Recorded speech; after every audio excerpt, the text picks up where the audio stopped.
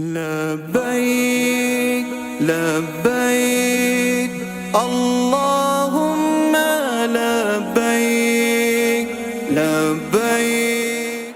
السلام عليكم ورحمة الله وبركاته. الحمد لله رب العالمين والصلاة والسلام على أشرف الأنبياء والمرسلين. My brothers and sisters, it's your Hajj Buddy, Alhamdulillah, Maulana Rishad, Alhamdulillah, and we are here in the studios of Nur TV, and Alhamdulillah, it's just a little bit of sharing the marketing and advertisement. Alhamdulillah, thank you very much for all the follows and like and views on TikTok, inshallah, for the Hajj Buddy program, inshallah. Today we are in the studio of Nur TV with somebody who is, mashallah, very versed, I should say, in by way of experience and of course, alhamdulillah, knowledge of Hajj itself. So we're here today with Hafiz Kaleem. Assalamu alaikum. Assalamu rahmatullahi wa barakatuh. So alhamdulillah, Hafiz has been to Hajj and Umrah, alhamdulillah, quite a few times. Alhamdulillah, I wouldn't say enough because it's never enough, alhamdulillah. And Hafiz, inshallah, today we just want to break the ice a little bit. I started my videos on the registration process and trying to acquire a Hajj package from Nusuk, but inshallah we are transitioning from that into preparing for Hajj itself, in terms of knowing the laws of Hajj and what to do, what not to do, and along the way giving some tips, inshallah. But I just thought it would have been a better icebreaker to just have a conversation about Hajj with somebody like yourself, inshallah. And for those people who have been to Hajj before, it's always a topic for them. I'm sure for yourself, the first time you went, after you went the first time, you can't stop talking about it. Yeah, well, first time seeing the Kaaba was really, first time I've been to Saudi was in 2012 when I was, I did Umrah, mashallah. And actually it was my first time doing it in Ramadan as well too. It was a bit tough for me because everybody Makkah Medina is not a what I can say is not a place, it's a very hot place. Of course. Right? And it was a bit tough, but alhamdulillah, after thinking about it, as Maulana said, it's memories that you'll always cherish. And as Maulana mentioned, to Hajj, I went Hajj in the year 2017. And those were the days before Nusuk. Yes. Yeah, and them days, that time Hajj was easy to acquire.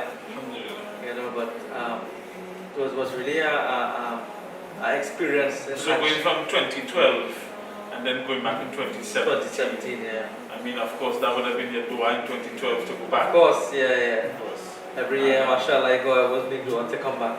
This is one of the I should say securities that the Prophet has given us, that the first sight of the Kaaba, somebody making dua.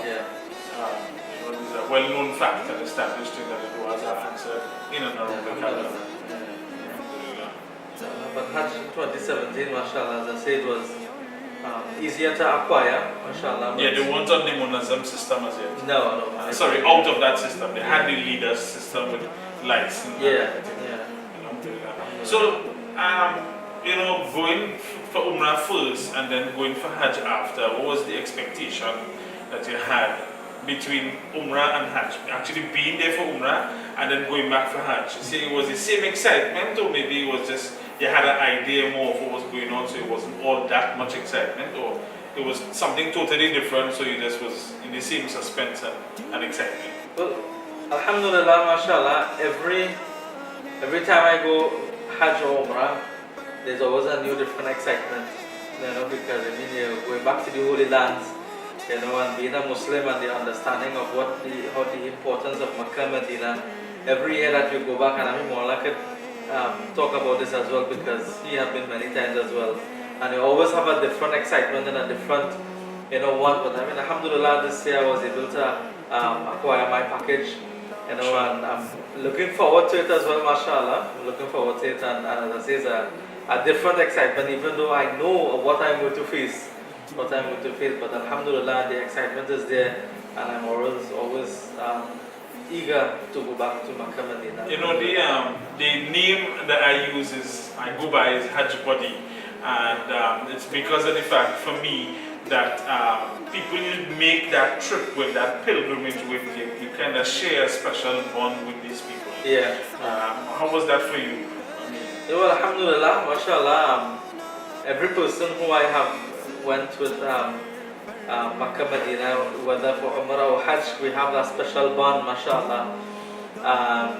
Up till now, we are communicate a lot, we meet a lot, and it's funny, because sometimes you see people even at the Hajj meeting or at the airport, and as I say, you don't click with them immediately, but by the end of Hajj, you and them just become so close that you don't even understand how, I mean, sometimes even people, because of, different background, different temperaments. I mean, we see people, of course, alhamdulillah, people who are business people and they're not accustomed to certain circumstances, but we help them to climatize, as we've been in madrasa and, going through different situations. And then after you become best friends because, you actually help this person through the most difficult part of his life. I mean, going to places like Mina, Muzdalifah, washroom conditions, sleeping arrangements. And amount of walking, and you see, even as Hajj time is a normal thing, that when we go for Hajj, you tend to get a bit sick, you get a bit unwell, sometimes your body becomes a bit weak. So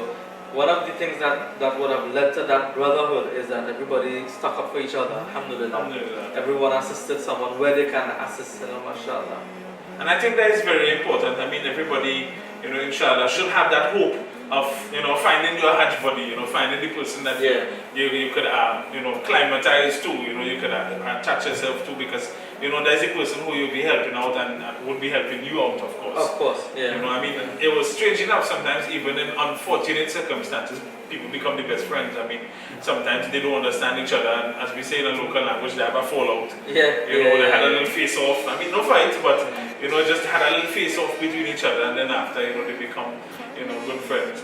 Yeah, and even as traveling so many times, normally when you go, you hear, well, Maulana would have been spoken about it as well in his Hajj Buddy segments, about having a quad occupancy. So sometimes, that we go through your head, boy, oh, why are you going to sleep with 4 people in a room, boy, and people who don't even know. But sometimes when the first, second day, when everybody starts talking and you get to interact with everybody, you get so comfortable that they want to stick with them for your rest of your journey. And sometimes after your Hajj, you start missing them. So, mashallah, so it's also a good experience, especially with the brother, alhamdulillah. So how it is, leaving to go for Hajj? I mean, leaving your family behind, arrangements behind, give us a little insight of, sometimes some things that we should do and shouldn't do. Oh, well, mashallah, especially going for Hajj, mashallah, as even for those of us who know the fiqh of Hajj, alhamdulillah, is that whenever we leave behind, always the better thing, the ulama will advise us that we should leave behind a will, or even in case of anything that happening to us, that something is put in place, mashallah. So even preparation for Hajj doesn't start just one or few days or maybe a month before it starts, as early as possible. So as long as we make that intention for Hajj, alhamdulillah, we should start putting things in place, mashallah. So, mashallah, looking after the kids, the wife, ensuring that they have what they need, the sufficient funds for them to remain back at home as well. Monthly allowance, the children have, nothing to disrupt their day-to-day activities while you're not there. So whether it is having a vehicle for them to move around, ensuring that your wife could drive, things like that, or even having someone there who can take them to and from wherever they need to go. Hafiz mentioned something, I mean, I will, but sometimes we might have, for example, a mortgage in your house or something measured, right, that we could afford to pay every month. But I think at least, it should be in good etiquette to at least put something in place to say, well, okay, in case, so and so should happen, then this is the way we will sort this out. Or at least notify the person, that brother, I owe you a sum of money that I normally pay $2,000, $1,500 a month. However, Allah has made it easy for me to go to Hajj. And if I don't come back, then I already put things in place, check my wife, this, that, that. Yeah, definitely. To kind of clear things up, because sometimes people, you owe them money and then they say, well, wow, he owes me money and he's in Hajj. But it's maybe because of a measured installment payment that you pay, alhamdulillah, that you could still afford to go to Hajj.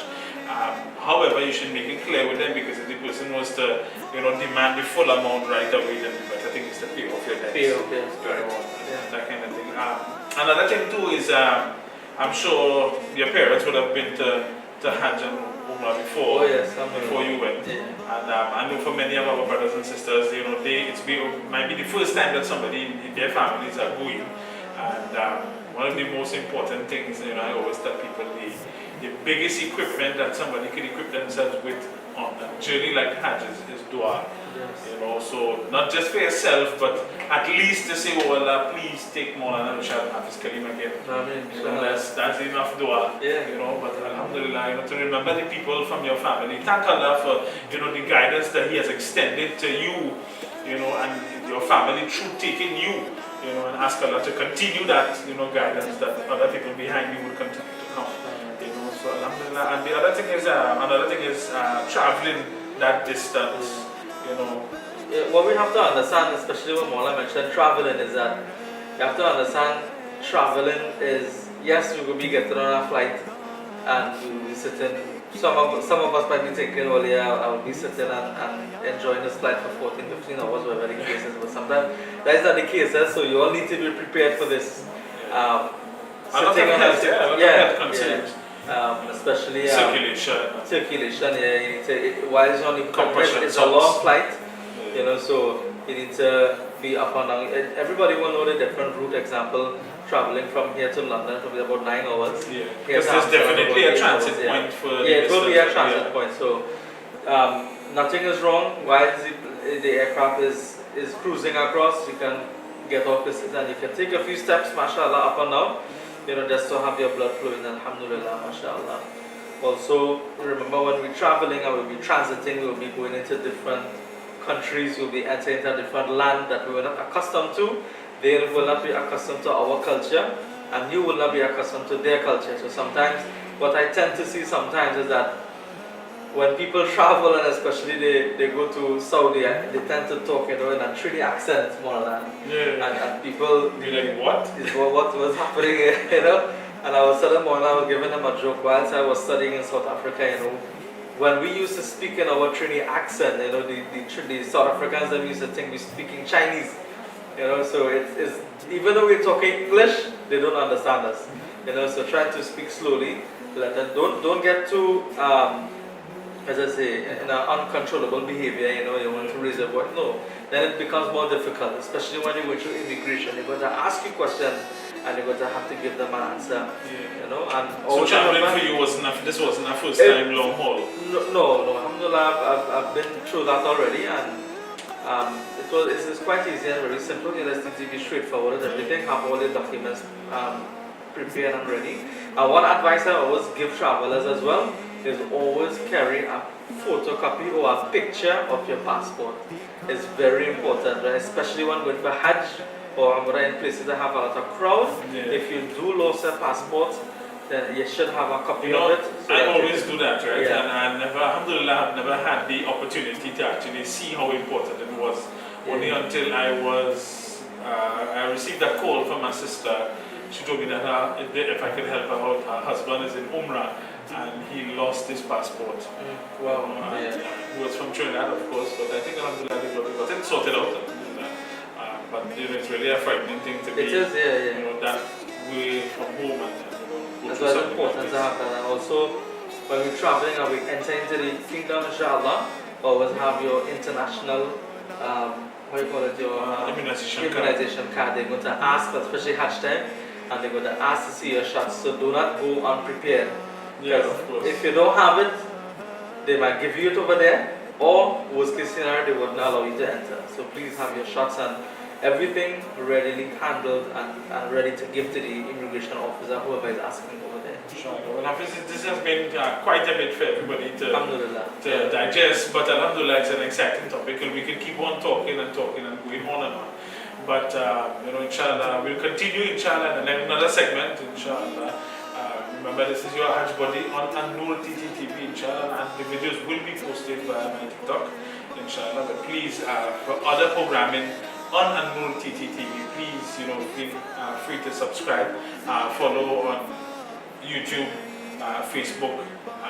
There may be some lives, but there's daily programming, inshallah, especially through this month of Ramadan, inshallah. Please join us, inshallah. Join the brothers at UTT TV, inshallah. There will be some familiar faces, there will be some new faces, inshallah. And as we progress through the month of Ramadan, may Allah continue to accept all that we have done. Assalamu alaikum wa rahmatullahi wa barakatuh. لبيك لبيك الله